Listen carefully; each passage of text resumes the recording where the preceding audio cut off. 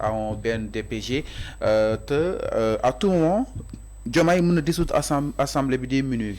Bon, ce qui me pose problème, oui, cette question, elle est purement politique que juridique, que li ëppal sur la population. Pourquoi? Parce que l'Assemblée nationale, warul xaar président ñëw fa, premier ministre ñëw fa pour ñu xasante ak moom. Au contraire, dafa war a bàyyi premier ministre ñëw fa pour ñu poser ko des questions essentielles pour le fonctionnement de notre pays. C'est-à-dire pour les différents secteurs yoo xam ne ñëpp ay secteurs yoo xam ne urgence lay joxe ci réew mi.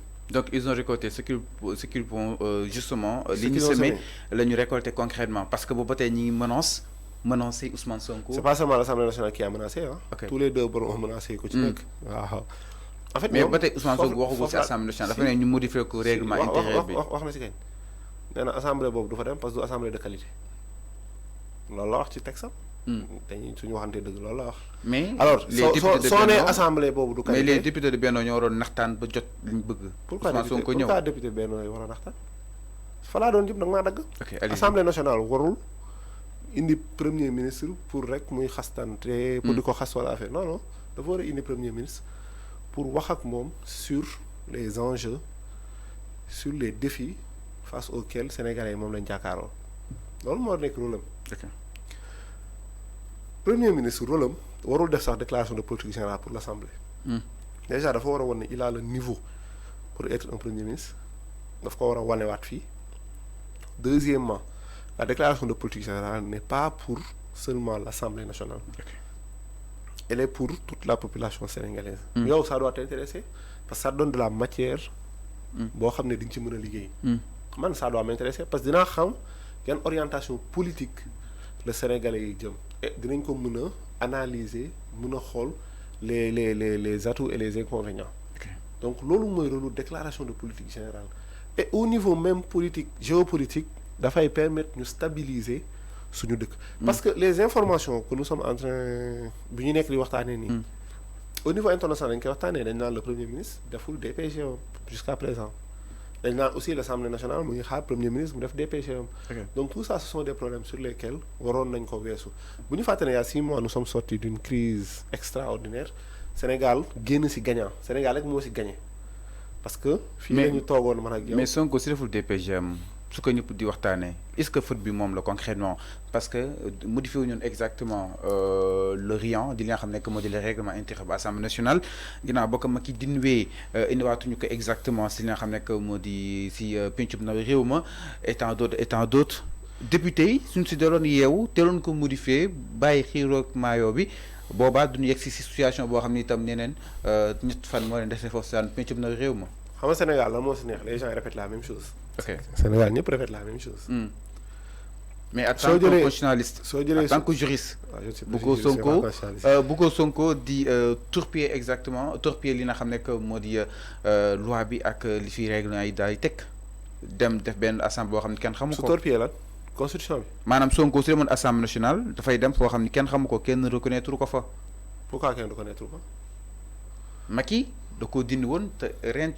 Macky bu mu ko dindee Amadou Ba dafa assemblée nationale Macky Sall bu mu ko dindee Amadou Ba dafa. mais Amadou Ba dafa violé dem. kan mooy dafa violé est-ce que c'est sûr que dafa violé dinaa la expliquer ñaari dafa am constitution am loi organique. am coutume parce que les sources dafa am lu ñuy wax source du droit mooy droit lan moo tax source yi tax ñu war ko mën a indi waaye fu ñu koy soqe ko pour mun ko indi ci situation. ok texte source de droit la mooy lu ñuy bind nit yi gis ko. yaa may dégg. texte source de droit la. jurisprudence mooy décision de justice source de droit la.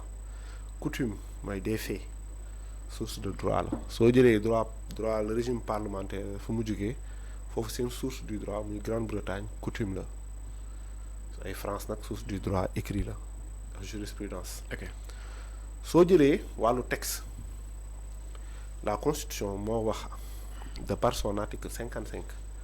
moo prévoir la déclaration de politique générale moo prévoir vote de confiance c'est à comprendre en général constitution day poser des dispositions générales des fois mu jël disposition générale su jaree càmbar mu ne renvoyer na ko ci loi organique parce que le rôle d'une loi organique c'est de détailler de rendre beaucoup plus visible beaucoup plus compréhensible beaucoup plus détaillé un texte de la constitution mais am na yoo xam ne moom moo ko traité boppam am na yoo xam ne moom moo ko traité boppam te yi si bokk déclaration de politique générale ci la. ok déclaration de politique générale tire sa source de par la constitution et non le règlement intérieur de l'Assemblée nationale. su ñu delloo ci coutume avant Mame Madior Boye c'est-à-dire de 1960 jusqu'en 2000 tous les premiers ministres ont fait leur déclaration de politique générale sans pour autant qu'il y ait ces dispositifs dans la loi organique qui régit le règlement intérieur de l'Assemblée loolu mooy dëgg Mame Madior Boye toog 6 mois pour def ko ñoom Iba Der Thiam ne loolu du yoon mais pour ce faire dañuy teg un délai ñu jël délai bi def ko de 3 mois maintenant effectivement avec la suppression du poste de premier ministre amul woon benn délai bi tax premier ministre dem plateau dem assemblée nationale par contre dara tënku ko woon aussi pour mu bañ a dem parce que y avait une source du droit donc il y avait certes une anomalie mais rien ne lui empêchait de faire sa déclaration de politique générale. Amadou Ba n'a jamais violé la constitution c'était juste des interprétations mais il n'a jamais violé la constitution Amadou Ba mosul violé la constitution bi. donc da nga jàpp ni Sonko moo pré pour dem exactement dara wax ko da nga war a dem date bi par force parce que y avait plus de délai mais dara tënku ko pour mu bañ a dem aussi.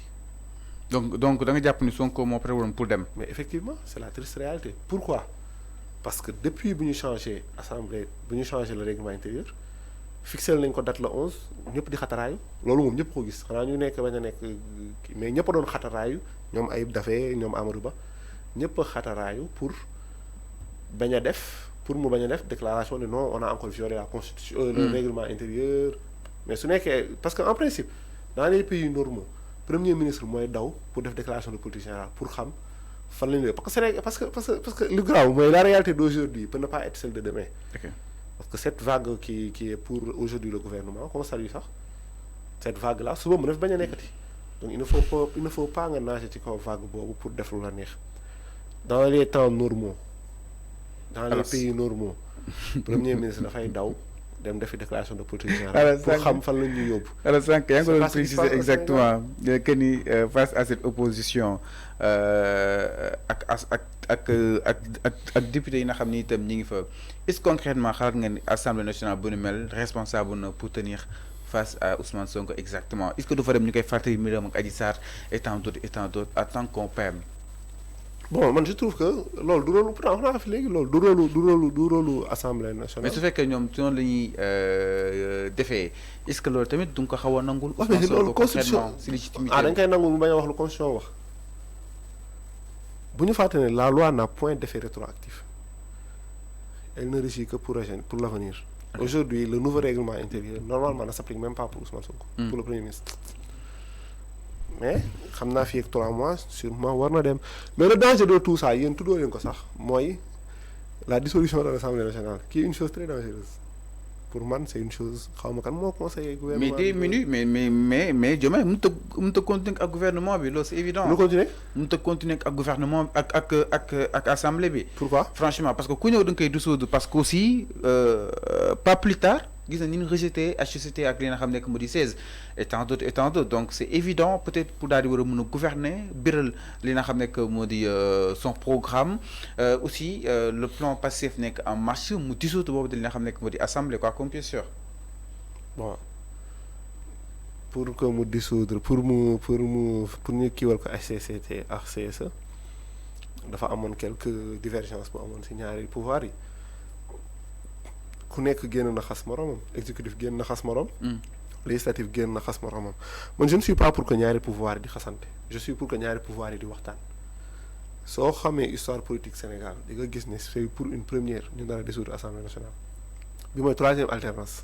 ah yàgg nañ ko dissoudre. non Macky Sall dissoudre na ko. déglu bi mooy 3e alternance. Abdoulaye Wade dissoudre na ko. non bi mooy 3e alternance. xaar moom pare. ok Abdoulaye Wade bu mu ñëwee dafa négocier ko APS ba voté.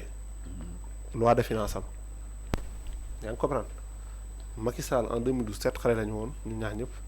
mais maa ngi fàttaliku bu mu naan député yi jàppale leen Macky Sall PDS.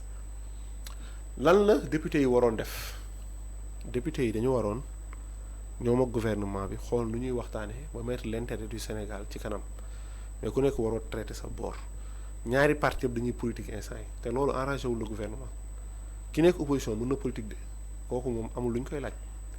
mais l'actuel gouvernement moom moo war a dans 5 ans présenter un bilan te te pour présenter un bilan il faut au préalable présenter un programme loolu mooy yoon maintenant yow tu as 5 ans l'année 2028 année campagne lay nekk day préparer élection 2029 année bii 2024 campagne la bu des 2025 2026 2027 ñetti année nga am Sénégal dañuy juum sax naan budget la ñuy voté on vote pas un budget on vote une loi de finances loi organique relative aux lois de finances muy loolu fa ñu ne la soo demee ci constitution bi article 68 alinéa 5 président mën na valider un budget une loi organique une loi de finances suñu voté wul budget bi définitivement ba session bi tëj mais su koy valider dafay jël en considération amendement yu député yi di joxe. ok yow amendement yi si nekk xamoo ko man xaw ma ko. te amoo majorité. te amendement yi ñëwagul. mais mën na nekk lu néfaste pour lu programme parti au gouvernement di joxe. deuxièmement suñ ko voté wul tu es obligé de reconduire le budget de cette année te aujourd'hui ce qui se passe au niveau international. lan mooy -1 bi exactement. mooy bi. ok mooy Macky Sall bu mu fi bàyyi. soo ko reconduire la reconduire budget boo ngi reconduire te aujourd'hui ce qui se passe c'est le budget programme ma am lan mooy budget programme mooy xam nga budget prévision la nekkul ne dañ koy jël dugal ko sa biir kees non dañ la autoriser nga recueillir ci ay prêts ci yooyu yëpp nga recueillir loolu noonu ci budget aujourd'hui programme bu nekk dafa imprégné wu ci benn budget pour réaliser un programme ci benn at il faut un budget bi ànd ak moom. donc le budget bu 2024 bi peut ne pas répondre au programme de 2025.